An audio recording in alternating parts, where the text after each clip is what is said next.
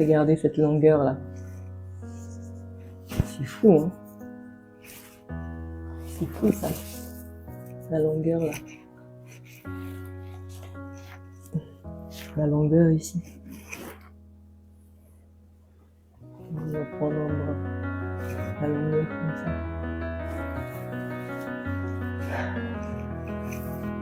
J'adore mon parcours de Lox. Parce que finalement, ça me fait aussi beaucoup penser à mon parcours autour de l'entrepreneuriat. Si tu n'as pas encore entrepris et que tu te poses la question, tu aimerais te lancer et tu sais peut-être pas forcément dans quoi, ou tu vois des histoires, ça semble trop beau pour être vrai, ou voilà, peu importe. Soit tu es de l'autre côté, tu as envie et voilà, tu es dans le doute, tu es dans le questionnement, ou tu n'y penses même pas. C'est aussi ok, hein, c'est pas pour tout le monde dans tous les cas l'entrepreneuriat. Et si tout le monde entreprend, bah en fait qui va être salarié quoi. Donc il y a des gens qui doivent, des gens qui ne doivent pas. C'est comme ça. Ou tu es de l'autre côté, tu as déjà commencé à entreprendre et tu es peut-être dans une phase où tu te poses des questions, c'est dur, tu es peut-être à la 3e, la 4e ou 5e année d'activité ou même la première année d'activité et tu te dis mais putain, qui m'a envoyé en fait? Cette vidéo peut-être peut t'aider. Les Lox me font penser énormément en fait au parcours de l'entrepreneur. J'ai démarré mes Lox il y a maintenant 5 ans, 6 ans en fin d'année. Quand je démarrais, j'avais une vision. J'avais des photos, j'avais été inspirée par énormément de contenu sur Internet, énormément de photos sur Internet par des personnes. Je me souviens encore de Kendra, ça fait longtemps que je ne l'ai pas suivie, je ne sais pas ce qu'elle est devenue. Kendra, je ne sais plus comment, là, une américaine. Et je trouvais ça tellement beau, en fait, ce qu'elle faisait. Je trouvais, c'est incroyable, ces cheveux-là. Et je me disais, en fait, c'est ça que je veux. Je veux cette liberté-là, déjà. Je veux aussi ces cheveux-là qui sont magnifiques, cette touffe-là. C'est trop beau, quoi. Donc, je partais, en fait, sur ce principe d'en fait, il y a des gens, en fait, qui ont réussi à faire ça. Et c'est beau et c'est magnifique. Du coup, je veux aussi le faire.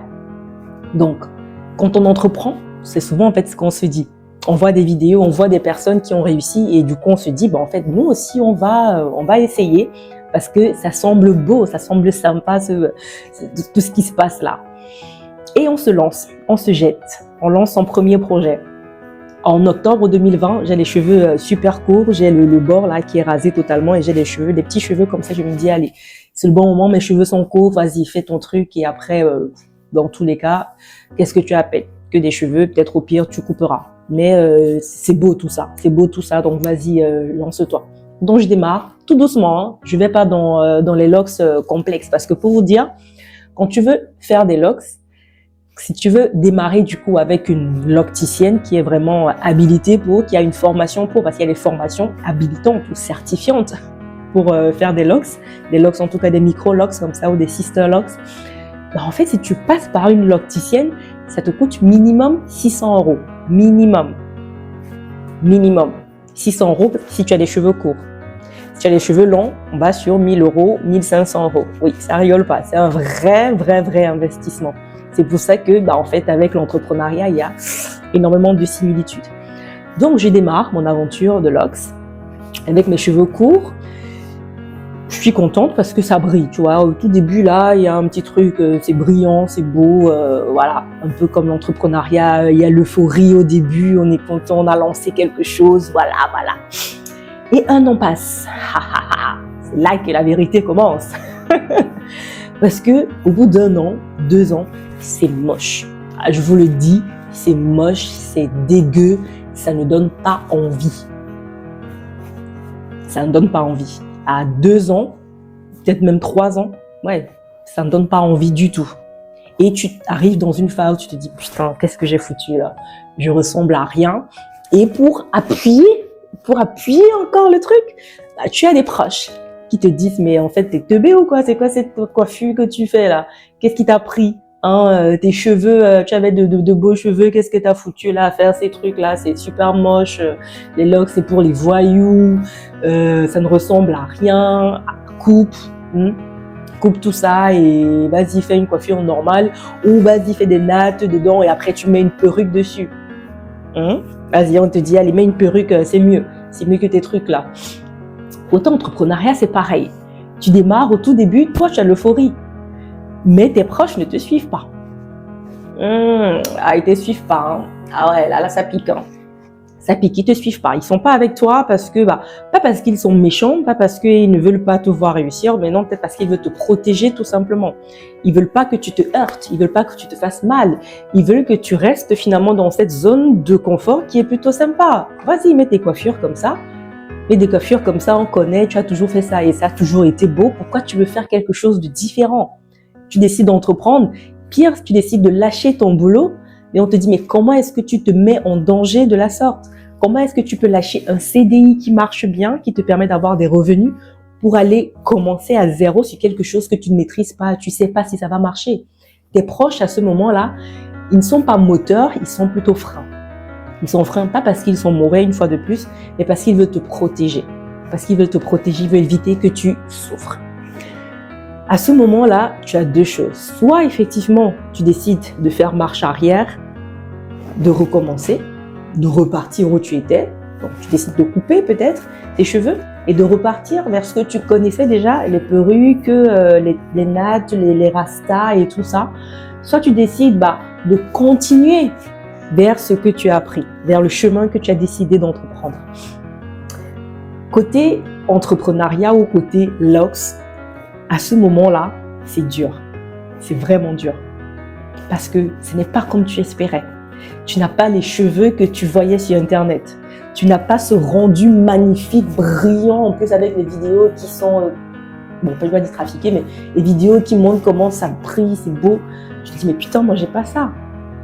Mais tu n'as pas envie d'abandonner. Pourquoi? Parce que tu as une vision. Parce que tu sais où tu veux aller. Ça, c'est la première chose. Tu sais où tu veux aller. Tu sais l'objectif. Eux, ils ne savent pas ce que tu cherches. Eux, ils ne savent pas ce que tu as vu. Eux, ils ne savent pas ce que ça t'a fait ressentir, ce que tu as vu chez les autres. Eux, ils ne savent pas ça. Ça, c'est le premier point. Si tu n'as pas de vision, si tu ne sais pas où tu vas, en fait, tu vas abandonner et tu vas retourner là où tu étais avant. Le deuxième point, c'est l'investissement. L'investissement. J'ai échangé avec une dame entrepreneur il y a quelques semaines et elle m'a dit cette phrase. Je me suis dit effectivement, en fait c'est ça, quoi. Quand tu as investi énormément dans ton projet, en fait, tu peux pas abandonner comme ça parce que tu as investi. L'investissement est déjà énorme pour que tu fasses marche arrière. Tu te dis, en fait, je vais juste continuer parce que j'ai déjà énormément investi pour tout abandonner maintenant. Pour les LOX, c'est pareil. Pour faire un resserrage, là au niveau de la racine, pour resserrer la racine là, c'est tous les 2 mois, 6 semaines, 2 mois. Ça coûte entre 25 € et 30 € de l'heure. Ah ouais, c'est une vraie entreprise. Hein. Moi, je vous dis, si tu te posais des questions sur quel type de business tu peux faire, vas-y, fais les LOX. Honnêtement, c'est un bon business en plus avec de la récurrence parce que les gens vont toujours le faire. Quand tu démarres, tu peux plus t'arrêter en réalité parce que tu dois toujours resserrer en bas. Si tu ne resserres pas en bas, ça se gâte. Donc, c'est entre 25 et 30 € de l'heure. Donc, tu te dis, OK, du coup, à chaque fois, c'est genre 100 € à peu près pour resserrer la base. Tu te dis, putain, en plus, si tu investis au début 400, 600 ou 1000 € au départ, tu te dis, j'ai quand même investi 1000 € pour démarrer. Je ne vais pas m'arrêter de si bon chemin. Surtout que je n'ai pas encore le résultat que je veux, donc je ne vais pas m'arrêter. Donc, si tu investis au début, tu ne vas pas abandonner. Les 100 € que tu as mis chaque fois là pour resserrer, c'est un investissement que tu as fait. Et tu ne vas pas t'arrêter comme ça parce que tu as investi.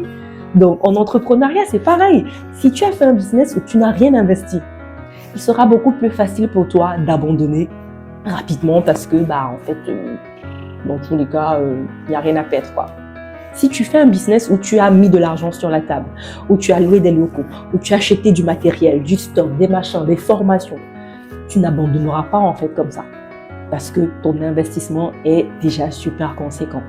Donc, ça, c'est une petite parenthèse pour dire, si tu veux te donner toutes les chances de réussir dans ton entreprise, investis sur ta boîte.